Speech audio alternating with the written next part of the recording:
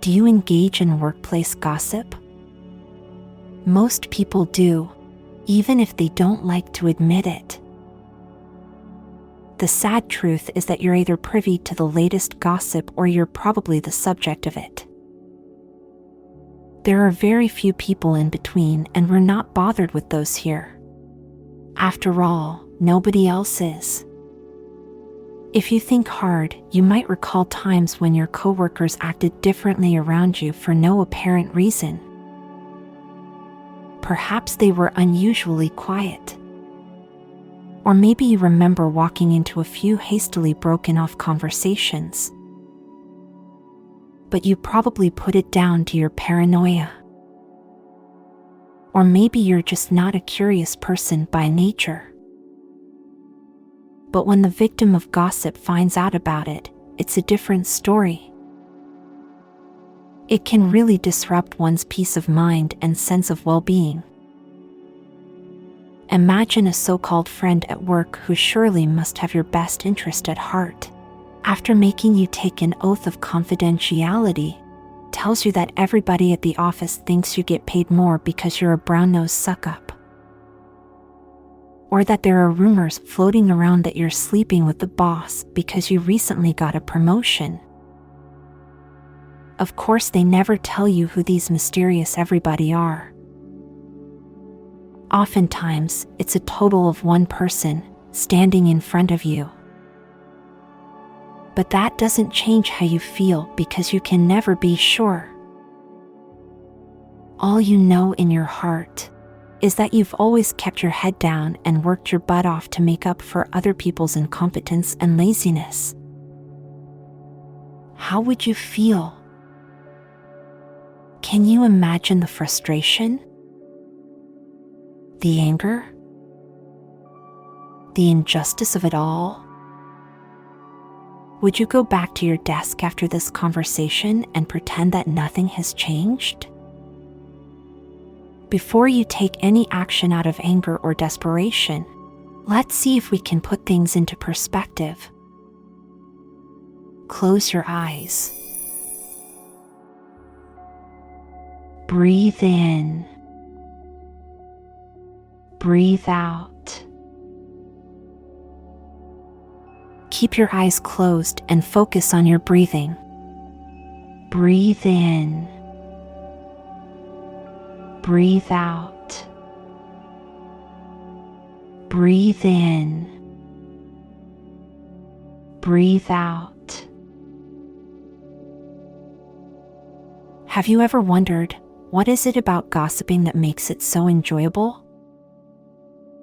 Could it be the sense of power that comes from knowing somebody else's secret? After all, knowledge is power. Or the thrill that we feel seconds before letting the secret spill. It seems the enjoyment comes mostly from sharing it. It's hard to feel excited about secrets and rumors without the prospect of sharing them with others. Maybe this behavior had a role in our ancestors' survival. Spreading gossip that contained useful information. Maybe it helped them become aware of potential dangers in the community back then. Whatever the reason, gossiping is a favorite pastime among most humans. Even more so in work environments. It's the social glue that binds a motley bunch of coworkers together. People that otherwise wouldn't talk to one another if their lives depended on it. If you think about it, the act of gossiping, in itself, is not evil. It's just one of the ways we seek intimacy and bond with others. It can even be beneficial. Sometimes, it's so satisfying to talk about a really incompetent colleague who's leapfrogging up the corporate ladder nonetheless. Over others, behind their back. It's a venting mechanism. Think about your situation. Go over the various emotions carefully. How do you feel? Is the gossip about you false? If it is, it's very natural to feel wronged, to feel angry, to want to seek justice, to feel a desire to punish everybody who were stupid enough to play a part in spreading falsehoods about you. But in reality, what can you do? It's not like you can walk into the office, go stand on a desk and declare that you deserved a promotion or that you didn't sleep with the boss. It would be absurd. Experience shows that if anything, denying rumors would only serve as confirmation of their veracity. Or maybe what they say behind your back is true. Maybe it's something you thought would never get out and now you feel ashamed. True or not, it has no bearing on how others perceive you. But should that really matter to you? Breathe in. Breathe out. Remember, you're the only person in possession of the whole truth. Remind yourself that in the long run, the truth always finds a way of getting out, whether you want it to or not. It may feel uncomfortable for a short time, but it's important that you remind yourself that you have nothing to be ashamed of, nothing to apologize for. You move through life and try your best. You are not your job or what others think of you. You are not responsible for other people's stupidity or short-sightedness. Breathe in. Breathe out. Above all, remind yourself that your current feelings are transient and short-lived.